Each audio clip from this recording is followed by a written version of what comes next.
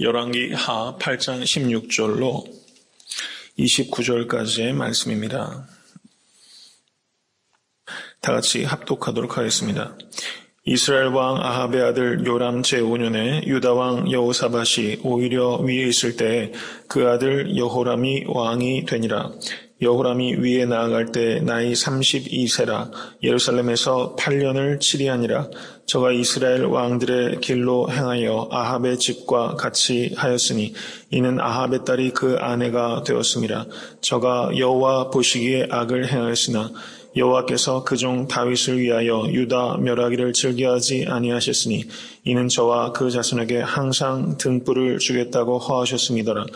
여호람 때에 에돔이 배반하여 유다의 수하에서 벗어나 자기 위에 왕을 세운 고로 여호람이 모든 병거를 거느리고 사일로 갔더니 밤에 일어나 자기를 에워싼 에돔 사람과 그 병거의 장관들을 치니 이에 백성이 도망하여 각각 그 장막으로 돌아갔더라. 이와 같이 에돔이 배반하여 유다의 수하에서 벗어났더니 오늘날까지 그러하였으며 그때 림나도 배반하였더라. 여호람의 남은 사적과 그 행한 모든 일은 유다왕 역대시략에 기록되지 아니하였느냐. 여호람이 그 열조와 함께 잠에 그 열조들과 함께 다윗성에 장사되고 그 아들 아하시아가 대신하여 왕이 되니라. 이스라엘 왕 아합의 아들 요람 제12년에 유다 왕 여호람의 아들 아하시아가 왕이 되니 아하시아가 위에 나아갈 때 나이 22세라. 예루살렘에서 1년을 치리하니라. 그 모친의 이름은 아달랴라. 이스라엘 왕 오므리의 손녀더라. 아하시아가 아합의 집길로 행하여 아합의 집과 같이 여호와 보시기에 악을 행하였으니 저는 아합의 집의 사위가 되었음이로라. 저가 아합의 아들 요람과 함께 길르앗 라모스로 가서 아람 왕 하사엘로 더불어 싸우더니 아람 사람들이 요람을 상하게 한지라. 요람 왕이 아람 왕 하사엘과 싸울 때 라마에서 아람 사람에게 맞아 상한 것을 치료하려 하여 이스라엘로 돌아왔더라. 아합의 아들 요람이 병이 있으므로 유다 왕 여호람의 아들 아하시아가 이스라엘로 내려가서 방문하였더라. 아멘. 오늘 본문 말씀은 이제 북이스라엘의 왕들을 조명하다가 이제 남유다의 두 왕의 행적을 간략하게 소개하고 있는 부분입니다. 이 아하시아, 유다 왕 아하시아의 죽음에 대해서는 이제 곧 이어서 9장에서 기록될 것입니다.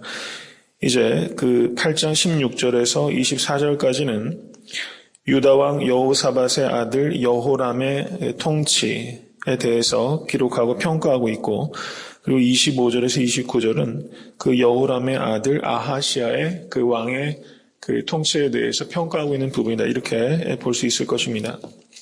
이 여호람이 이제 여호사밧의 뒤를 이어서 유다 왕이 되게 됩니다. 그런데 16절 말씀을 보시면 여호사밧이 오히려 위에 있을 때 여호사밧이 죽어서 그 아들에게 왕위가 승계된 것이 아니라 여호사밧이 아직 살아있는데 그 아들이 왕이 됐어요. 말하자면 섭정이 시작된 겁니다. 어떤 이유 때문인지 모르지만 그 섭정이 시작돼서 같이 공동으로 이제 그 통치하게 되는 그런 상황이 벌어졌다. 이렇게 볼 수 있을 것입니다. 이 여호람이 유다의 왕이 되었는데 그 할아버지는 아사입니다. 아사. 이 아사는 하나님 보시기에 정직하게 행했다라고 말하고 있습니다. 그리고 이 여호람의 아버지 여호사밧 역시 하나님으로부터 인정받는 부분이 있던 왕이었어요. 둘 다 그래도 꽤 괜찮은 왕에 속했다는 겁니다. 아사도 그리고 여호사밧도. 그런데 이 여호사밧 왕의 가장 큰 문제는 이 여호사밧이 자기의 아들 여호람과 아합의 딸과 결혼을 시켰어요. 이 아합이 어떤 왕입니까? 이세벨과 결혼함으로 말미암아 그 우상 숭배, 바알 숭배하는 것이 북이스라엘의 아주 국교처럼 되었던 그런 왕 아닙니까? 가장 악한 북이스라엘의 왕이라고 할 수 있습니다. 그 아합의 딸과 자신의 아들을 결혼시킨 것이 이 여호사밧의 치명적인 문제였다는 것입니다. 많은 면에 있어서 신앙적으로나 그리고 나라를 통치하는 데 있어서 모범이 될 만한 길을 걸었던 이 여호사밧이 이 치명적인 오류가 자신의 아들 여호람을 아합의 딸과 결혼시킨 문제였어요. 저는 이것을 보면서 설마 하는 게 사람 잡는다라는 것을 우리가 생각할 수 있다는 겁니다.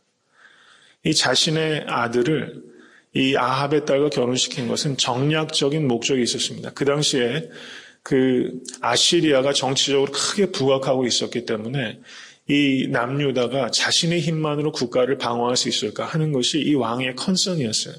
이 문제를 해결하기 위해서 북이스라엘과 동맹하고 그 동맹 관계를 견고하기 위해서 정략 결혼을 시킨 것인데 이 여호사밧이 간구한 것은 나라를 지키는 것은 하나님이시지 이런 정략적인 정치적인 이해관계가 나라를 지키는 것이 아니다라는 그것을 이 여호사밧이 놓치고 말았다는 것입니다. 이런 이야기가 있습니다.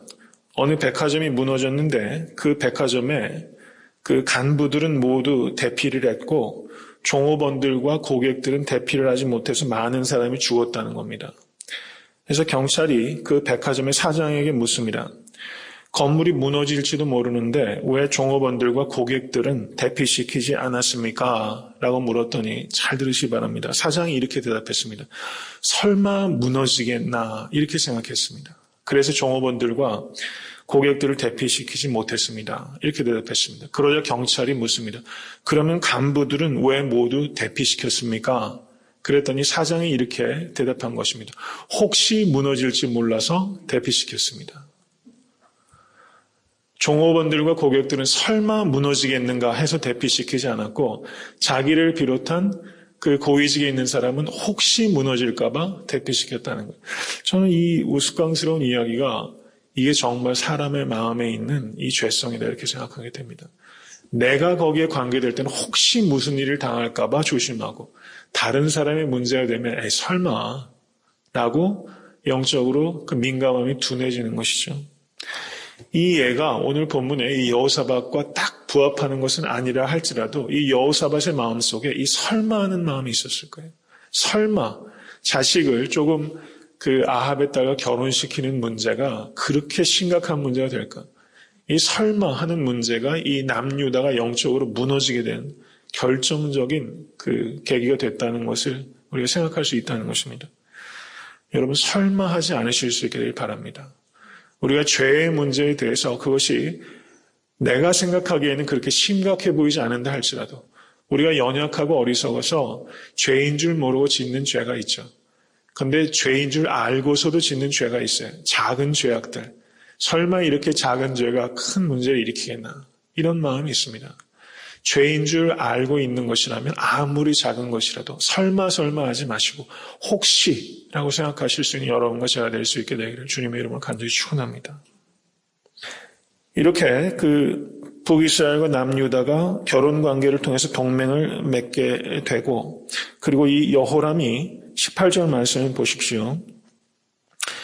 아합의 딸이 그 아내가 되었습니다. 저가 여호와 보시기에 악을 행하였으나 이렇게 말하고 있습니다. 확실히 그 어른들 말이 틀린 게 하나도 없어요. 가정에 어떤 여자가 들어오냐에 따라서 그 가정이 화목하느냐 화목하지 않느냐 결정되는 것이죠.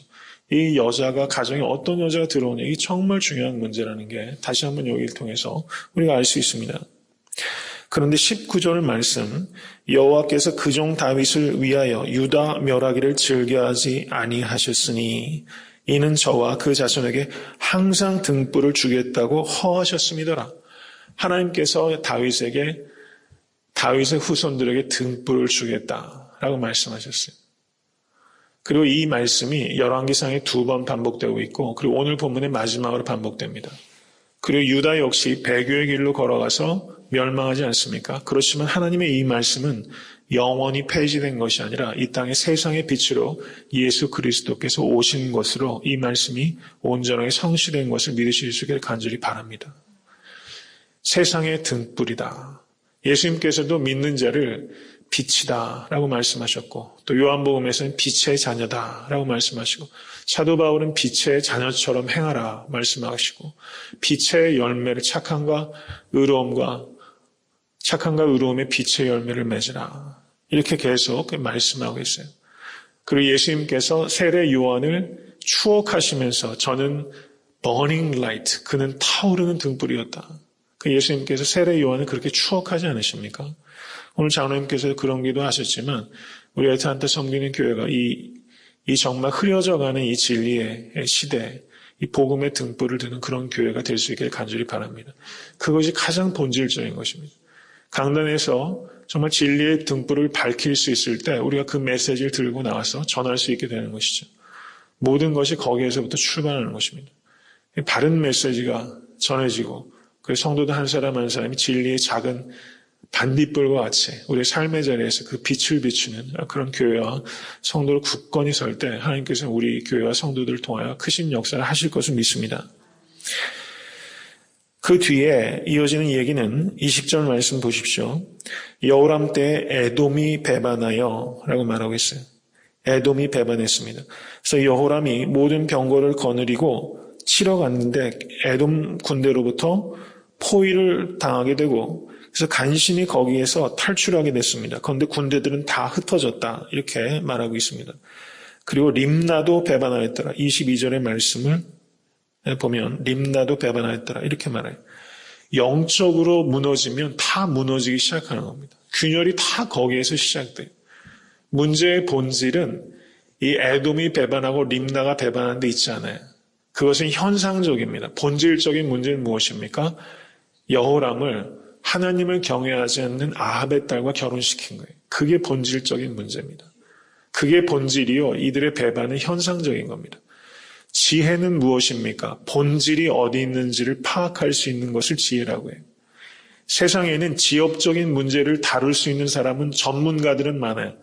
그런데 본질적인 문제를 다룰 수 있는 지혜자는 참 드문 세상이라는 것입니다. 요즘은 전문가들은 넘쳐납니다.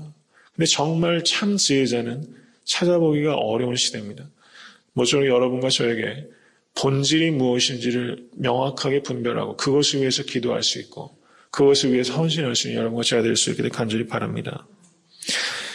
그렇게 여호람의 시대가 지나가고 그 뒤에 이 여호람의 아들 아하시야가 왕이 됩니다. 저가 나이 22세에 왕위에 올라서 고작 1년을 다스렸습니다. 그런데 27절 말씀을 보시기 바랍니다. 27절 말씀. 27절 말씀을 보시면 아하시야가 아합의 집길로 행하여 아합의 집과 같이 여호와 보시기에 악을 행하였으니 저는 아합의 집에 사위가 되었음이로라. 이렇게 말하고 있어요. 그리고 이 아하시야의 모친의 이름이 누굽니까? 26절 말씀을 보시면 아달랴입니다. 오므리의 손자요 아합의 딸이에요. 자신의 선왕 여호람의 아내의 이름이 아달랴였어요. 이 아달랴가 문제의 본질이었어요. 아합에게는 이세벨이 문제였고 이 남유다에는 이 아합의 딸 이세벨의 딸이죠. 이 아달랴가 문제였던 것입니다. 이 아달랴. 성경에서는 많은 경우에 사람의 이름을 익명으로 처리합니다. 이름을 이야기하지 않아요. 그런데 여기에서 이 아달랴라고 명확하게 이름을 밝히고 있는 것은 이 여인이 가져다준 문제가 참으로 심각했다. 그것을 성경은 우리에게 말씀해 주고 있다는 사실입니다. 여기서 우리가 하나 생각해야 되는 것은 이 결혼에 있어서 불신결혼의 문제입니다. 불신결혼. 자녀들을 양육시킬 때, 결혼시킬 때 제일 중요한 스탠다드는 믿는 사람인가 하는 거예요. 그리고 제 선배도 예전에 섬겼던 교회, 제가 중고등학교, 대학교 때 다녔던 교회 한 선배는 그런 얘기를 하더라고요. 자기는 결혼할 때 자기 아내가 그런 얘기 하더라고요. 적어도 한 3대 정도는 믿는 가정이면 좋겠다. 이런 얘기를 하더라고요. 욕심 참 대단하다 이런 생각이 들었는데 그 말이 가볍게 안 들리더라고요. 그래서 이 선배가 이런 생각을 하는구나. 이런 생각이 들었어요. 어저께 한지웅 집사님 예배 끝나고 가는 길에 그런 이야기를 하시더라고요. 어저께 자기 누이랑 오랜만에 이메일을 했는데 누이가 드디어 교회 나가기 시작했대요. 한지웅 집사님 예수님 영접하고 중생한 게 한 2년 남짓 된답니다. 자기가 처음 믿었어요. 그리고 아내도 역시 그 연구하는 그 과학도 아닙니까? 아내도 예수님 얘기하면 틱틱거렸대요. 근데 한지웅 집사님이 기도했더니 믿게 됐대요. 그래서 한지웅 집사님 아버님, 어머님도 다 예수 믿고 세례 받으셨대요. 그리고 어제 마지막으로 그 누이가 예수님 믿고 교회 다닌다는 소식 들었대요. 불과 2년 사이에 이 한지웅 집사님 처음에는 반강제로 그 교수님 때문에 다니기 시작했다가 불과 2년 사이에 그런 일이 일어난 것을 어저께 간증하시더라고요. 믿음의 첫 때죠. 첫 때. 저는 이렇게 믿음의 가정이 우리 손집사님 가정도 이제 첫 때지만 이게 자녀손들의 자자손손 이어가면서 믿음의 정말 연조가 깊어진 그런 귀한 가정 될 수 있게 되길 주님을 간절히 축원합니다. 믿음이 유전되는 것만큼 중요한 것이 없습니다. 그리고 자녀 교육에 있어서 핵심은 이 믿음을 유전하는 것입니다. 이 아사와 여호사밧에게 이어졌던 그 믿음의 뿌리가 이 여호람 때에 이렇게 꺾이는 것을 보면 참 안타까움을 우리는 느낍니다. 좋은 전통으로 계속 이어져서 자녀손들에 이어질수록 더 그런 푸른 의의 나무가 이렇게 무성하게 자라는 그런 믿음의 가정들이 이어질 수 있게 되고 주님의 이름을 간절히 축원합니다. 마지막으로 한 가지만 말씀을 드리겠습니다. 일전에도 제가 이 이야기 전반적인 것을 말씀을 드리지 않고 그냥 이 이야기만 간단하게 제 말씀을 드렸는데요. 영적인 민감함을 우리가 다시 한번 생각해 볼 수 있기를 바랍니다. 그 북송 때, 중국의 북송 때 장괴라는 사람이 숭양이라는 곳에 현령으로 재직하고 있었을 때 이런 일이 있었답니다. 관할을 순찰하고 있는데 한 관원이 황급히 뛰어왔습니다. 그래서 황급히 뛰어가는 사람을 잡아서 조사하다 보니까 그 관원의 상투 속에 엽전 한 입이 나왔습니다. 이 관원이 그 관아의 창고에서 엽전 하나를 훔친 겁니다. 그래서 이 현령이 그 훔친 관원에 대한 판결문을 이렇게 쓴 겁니다. 일일 일전, 천일 천전 이렇게 썼어요. 쉽게 썼죠. 제가 해석 안 해도 되죠. 일일 일전, 천일 천전. 하루에 한 전이면 천일에 천전이다. 이 녀석아. 이렇게 거기에다 쓴 거죠. 그러면서 그 뒤에 또 글을 썼어요. 그게 뭐냐면 제가 예전에 말씀드린 겁니다. 수적천석이라는 말을 거기에 썼어요. 수적천석. 그리고 그 외에 한자 더 썼는데 제가 이 한자가 잘 정확하게 못 읽겠네요. 그 앞에 두 글자가 잘 못 읽겠는데 그 내용이 이런 겁니다. 수적천석이라는 것은 물수, 적은 쌓일 적자. 제가 생각할 때 그런데 천자는 천공할 때 뚫어낸다. 이걸 거고요. 석자는 그 돌석자죠. 물이 한 방울 한 방울 쌓이면 돌을 뚫어낸다. 일일 일전, 천일 천전. 그리고 먹줄에 나무가 쓸려 나무가 잘라진다. 이 먹줄이라는 것은 이 새끼줄 같은 것도 계속해서 쓸어내면 나무가 쓰러진다. 이 이야기를 이 장괴라는 사람이 북성의 장괴가 그 판결문에 이 이야기를 썼다는 겁니다. 정말 그렇지 않습니까? 물방울이 떨어져서 이 돌을 뚫어내는 겁니다. 이것이 송나라 나대경의 항림옥로에 나오는 말이라는 것입니다. 저는 오늘 본문 말씀을 보면서 이 아달랴라는 이 물방울 하나가 남유다의 영성을 깨뜨려버리는 이런 일들을 범하게 되지 않습니까? 수적천석이란 말이 목고승단이란 말이에요. 수적천석, 목고승단. 이게 좋은 의미에서도 노력이 쌓이면 돌을 뚫는다라는 의미가 있을 수 있고 이것을 좀 어파스위즈로 적용을 하다면 이 물 한 방울과 같이 이 악한 것이 작은 죄악들이 쌓이면 큰 문제를 만들어낸다. 이렇게 다른 차원에서도 우리가 적용할 수 있다는 것이죠. 저는 여러분과 제가 오늘 아침에 영적 민감성을 위해서 기도할 수 있게 되기를 바랍니다. 내 이익을 위해서 결정했던 일들이 말하자면 이 여호사밧이 자신의 아들을 정략시킨 문제와 같이 설마 하고 하는 일들이 혹시 있다면 하나님 혹시라는 영적 민감함을 가지고 그런 일들을 끊을 수 있도록 인도하여 주시옵소서. 그리고 우리 자녀손들에 대해 이르러서 더욱더 믿음이 깊은 믿음으로 하나님을 영화롭게 하는 가정이 될 수 있도록 인도하여 주시옵소서. 이런 기도 제목들을 가지고 기도하실 수 있게 되길 바랍니다.